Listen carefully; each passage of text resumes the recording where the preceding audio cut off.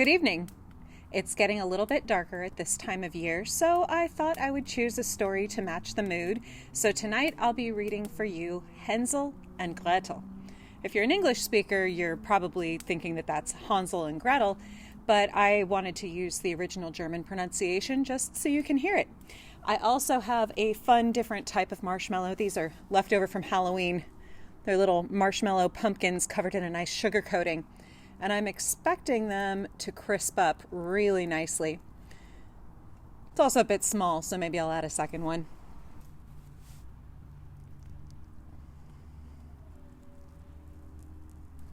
That should do nicely. I hope you're nice and comfy, and let's begin. At the edge of a great forest lived a poor woodcutter who had hardly a bite to eat and could barely give daily bread to his wife and his 2 children, who were called Hänsel and Gretel. When he could no longer provide for them, he rolled back and forth with worry as he laid in bed.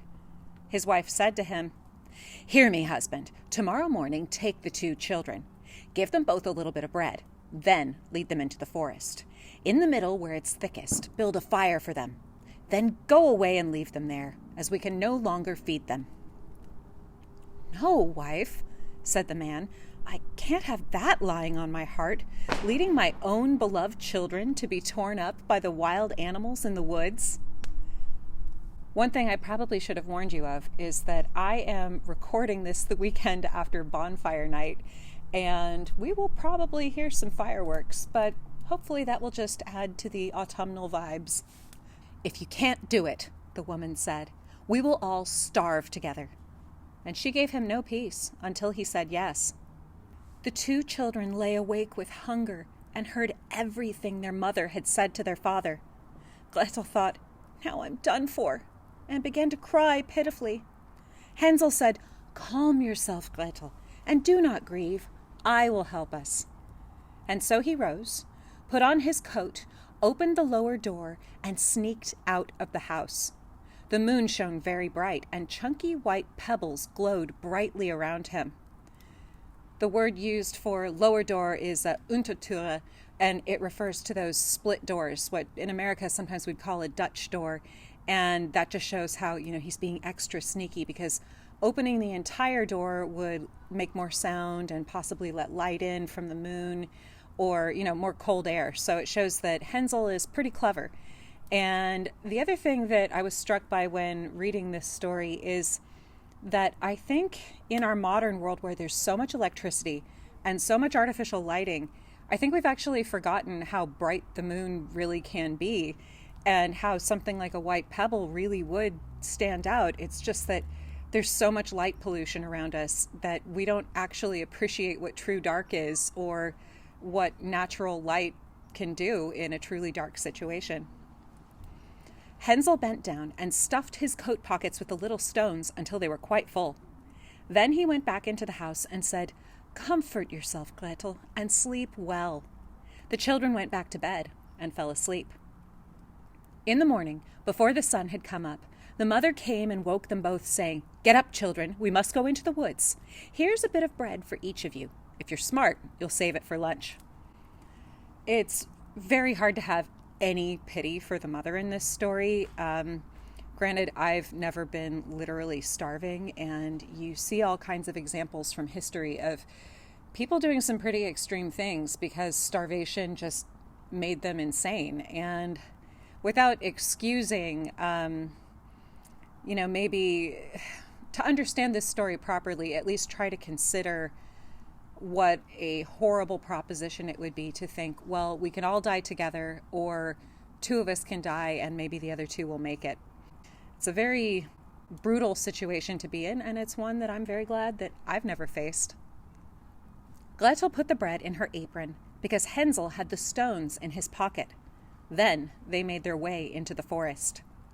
When they had walked a little way, Hänsel began to stop, stand still, and stare back at the house.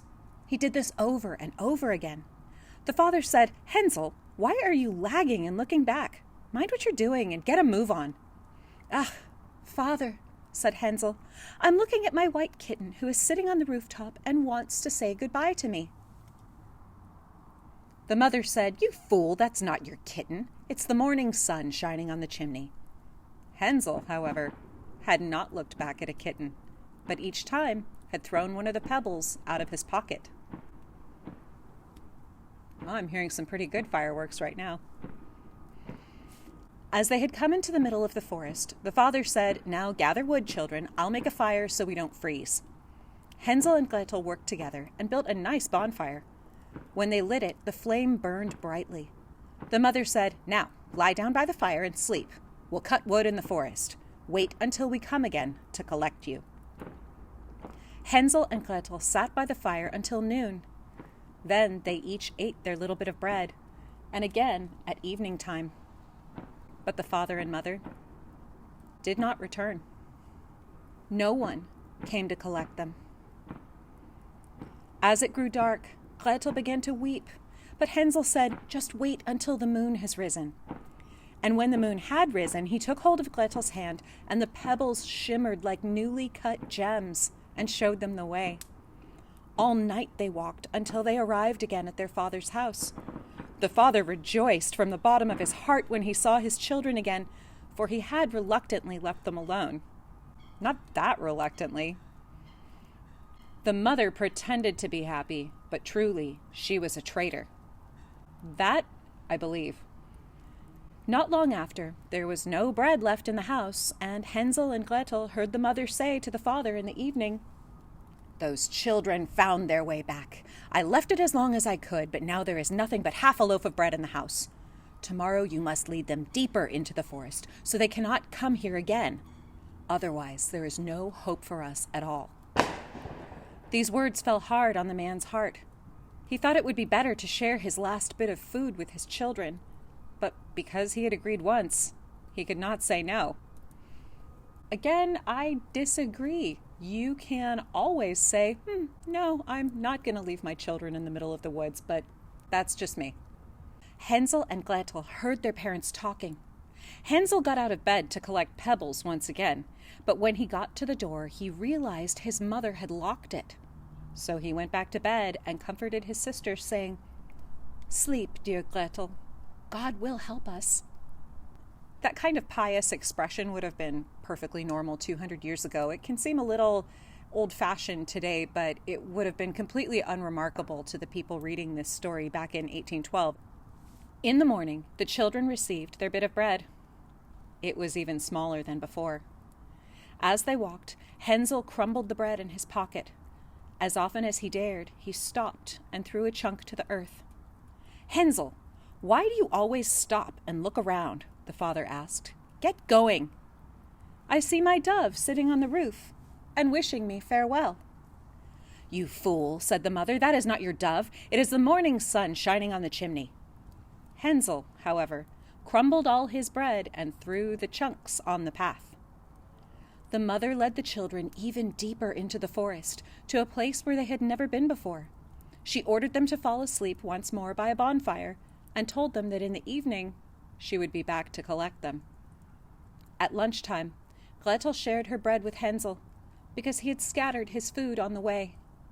Midday passed. Evening passed. No one came for the poor children.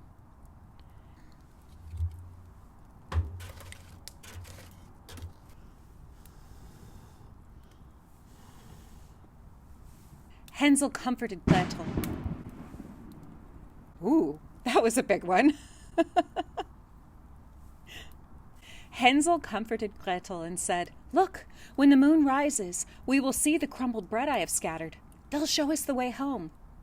The moon rose, but as Hänsel looked for the crumbs, they were gone. The countless birds of the forest had picked them up. Hänsel tried to find the way home, guiding Gretel beside him, but they got lost in the great wilderness. They walked all night and for another day. Then they fell asleep from fatigue. Another day passed, but they did not find their way out of the forest. They were so hungry, for they had nothing to eat other than a few little berries they found on the ground. On the third day at noon, they came to a little house which was built of bread and covered with cake. The windows were of spun sugar. "Now we can eat our fill," said Hänsel.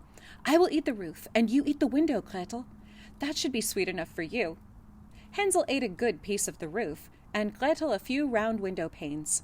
She had just broke out another one when the children heard a sweet voice calling out from within, "Nibble, nibble, gnaw. Who is munching on my house?" Hänsel and Gretel were so surprised that they dropped what was in their hands. Right away, they saw an ancient woman creeping out the door. She wobbled her head and said, "Ay, dear children, where have you come from? Come in with me, and it will be worth your while." Oh my. That was another big one. The old lady took each child by the hand and led them into her house. The food was good. Milk and pancakes with sugar, apple and nuts, and then 2 beautiful beds were prepared. Hänsel and Gretel thought they were in heaven. But the old woman was an evil witch who preyed upon children and had built her house of sweets to lure them. When kids came into her power, she killed them quick, boiling and eating them. And today was a feast day for her. She was so happy that Hänsel and Gretel had come to her. And I am so happy that these lovely marshmallows appear to be nice and squishy. So I get to enjoy my treat while hearing these fireworks going off. That's very nice. Ooh, the sugar has crisped up beautifully on the outside. And the inside is nice and gooey.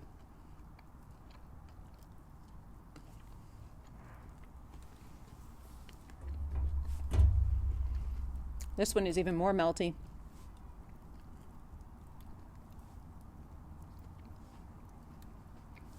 Yes, these are quite nice. But now let's find out what's going to happen to poor little Hänsel and Gretel. Oh, that one startled me. Early, before they woke, she rose up, went to their little bed, and admired them sleeping sweetly. She chuckled and thought, "This will be a tasty treat for me." She grabbed Hänsel and put him in a small stable. When he woke, he was all penned in. The witch went and shook Gretel, crying, "Get up, slacker! Fetch water! Go into the kitchen and prepare some food for your brother. He's in this stable to get fattened up. When he's nice and plump, I will eat him up. Now go feed him."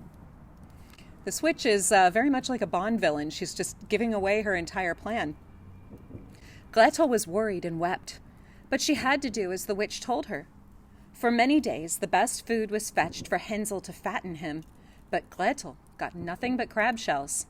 I was always curious about that in the story. Like, it must be taking place somewhere near enough to the sea that there'd be a supply of crab shells, and the witch clearly must enjoy a lot of shellfish in her diet. Every day, the old woman came and said, "Hänsel, stick out your fingers that I may feel whether you are fat enough." Hänsel, however, always stretched out a bone to her, and she was surprised that he had not gained weight. Some translations of this story translate the word bone, and it is just the word bone, to mean that Hänsel holds out like his knuckle instead of his proper finger, and then some translations say that he'll hold out a bit of animal bone left over from his meal. That's just kind of a choice people have to make, because the original story really does just say bone. One evening, after 4 weeks, the old woman said to Gretel, "Be quick, go and get water. Whether your little brother is fat or not, tomorrow I will slaughter him and boil him. Meanwhile, I will make dough so we can bake it." The German word for little brother in the story is Brüderchen, and it's in the sense of like, I'll get you and your little dog too. It doesn't necessarily mean younger brother. They don't say whether, Hänsel is older or younger, but I get the impression that he's age-wise the older brother, just because he takes the role of guiding and comforting Gretel at first, and then as the story progresses, she ends up developing her own confidence. And I like how at the beginning of the story, the brother guides and protects and cares for the sister, but then she's able to pay it back. And it shows how in a family you look after one another, and that as the younger ones get older, they become more confident and more useful. And I think the fact that this story shows a brother and sister that just stick together and really, really care for each other and never ever give up on one another, that's a very, very good value that children will admire and want to emulate at home. And so even though this story is crazy dark and really gruesome, I think that that's why it remains appealing, is that you have these children who are so loving and loyal to one another, and they're the kind of brother or sister that we all wish we had. The other little bit of trivia that you get from that passage is that the witch mixes up the bread dough the night before, intending to bake it in the morning. And this is because back then everybody would have been using a sourdough culture. I'm sure we all remember our sourdough cultures that we all played around with during lockdown. But these cultures don't rise as quickly as the quick-acting yeast that you get at the grocery store. So it would have been very normal to mix up your bread the night before, let it rise overnight, and then bake it in the morning. So this is reflecting the more old-fashioned technology that people would have been using in the Middle Ages and right up to the present day. Goodness. Oh, that one's quite pretty. With a heavy heart, Gretel went to get the water in which Hänsel would be boiled. Early in the morning she got up, made the fire, and hung up the kettle full of water. "Now watch it until it boils," said the witch. "I will make a fire in the oven so we can bake the bread." Gretel stood in the kitchen weeping wildly. She thought to herself, if savage animals had eaten us in the forest, at least we would have died together and would not have had such heartache. I would not have had to boil the water for my own brother's death. Dear God, help us poor children in our hour of need. Then the old woman called out, "Gretel, come here to the oven." When Gretel came, she said, "Look in to see if the bread is baked nice and brown. My eyes are weak, so I can't see that far." Those are very large fireworks being shot off in a residential neighborhood. Being from California, it is impossible for me not to be nervous, because fireworks like that are extremely illegal in California for very good reason. Wildfires are a huge hazard, and something very small, even just like a sparkler, could destroy an entire neighborhood. But here everything's soaking wet, so they let you buy alarmingly large fireworks, just like at the hardware store. It's fun, but I can't quite get used to it. But back to the story, where we get to find out that, like her brother, Gretel is no dummy. Gretel was on to her. That old woman would close the door and bake Gretel in the hot oven and eat her up. That was what the evil witch was thinking, and that was why she had called for Gretel. But God gave Gretel an idea, and she said, "I don't know how to do it. You show me first. You sit on it. I'll push you in." And the old woman sat on the board. Playing dumb is often a really good tactical move, and it's paying off big time for Gretel, so well done, girl. And because she was light, Gretel pushed her in as far as she could, then she shut the door and locked the iron bolt. Then the old woman began to scream and wail in that hot oven. But Gretel ran away, and so the witch burned miserably. And I gotta say, I'm fine with that. If you literally eat children, but then one of the kids gets the drop on you, you just got what was coming your way. Gretel ran to Hänsel and opened the gate, and Hänsel jumped out. They kissed one another and were so glad. Once again, you see that loving brother-sister relationship. The whole cottage was full of fine gems and pearls. The children filled their pockets, left that place, and found their way home. Their father rejoiced when he saw them again. He had not had one day of peace since he had left his children. But now he was a rich man. And the mother had died. What do you think about that ending?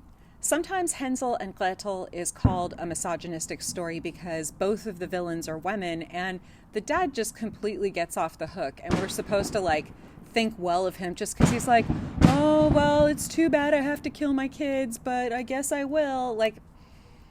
Regret for a crime doesn't change the fact that you still did the crime. but it's not like they have medieval child protective services. So going back home is really the only option these children have. Although I guess with the money, they probably could have run. Yeah, what do you think? Should Hänsel and Gretel have gone back to their loser dad? Or should they have cut and run and gone to the big city and maybe like set up a business baking bread or teaching self-defense classes? I don't know. What if you were Hänsel and Gretel, what would you do? I'd be very curious to know. I hope you enjoyed this unusually noisy fireside fairy tale, and as always, let me know if there's other stories you'd like to hear in the future. I've had a request for Sleeping Beauty, and my children are eager to hear Little Red Riding Hood, so both of those will be coming up soon, but I'd especially love suggestions for stories from cultures that I'm less familiar with, because one of the things I love most about folklore is that you can get stories from anywhere in the world. Oh my. That was right next door. That was very loud. But yeah, so what I love about folklore is that no matter where you get the stories from, they tend to tap into feelings that all human beings experience. And I love reading a story from a time and place that is utterly foreign to me, and yet I can still empathize with what's going on in the story. So yeah, I'm trying to collect more stories from farther afield so I can compare and contrast them and tap into that common humanity that we all find in the great stories of the past. I hope you enjoyed this very... And now it's time for me to take a little walk around my neighborhood and enjoy the free fireworks show. As always, thanks for listening.